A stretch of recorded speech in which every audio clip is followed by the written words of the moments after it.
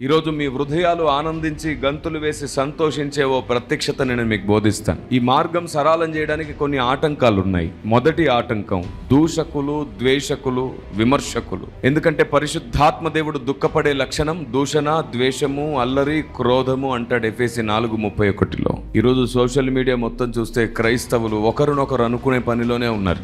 మార్గం సరళం చేయడానికి ముందు మనుషుల ఆలోచన సరిచేయాలి, ఆలోచన విధానం సరిచేయాలి.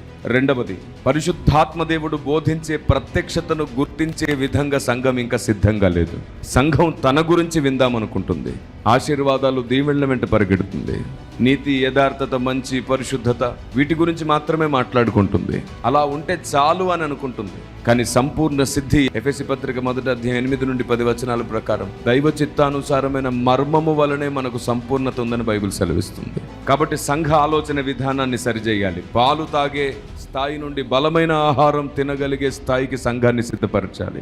ఇది రెండో విషయం. మూడవది, పోరాడుతున్న సైనికులకు పోరాటం నేర్పించాలి. సాతాను తంత్రాలు ఏమిటో పసిగట్టని స్థితిలో ఈరోజు సైనికులు ఉన్నారు.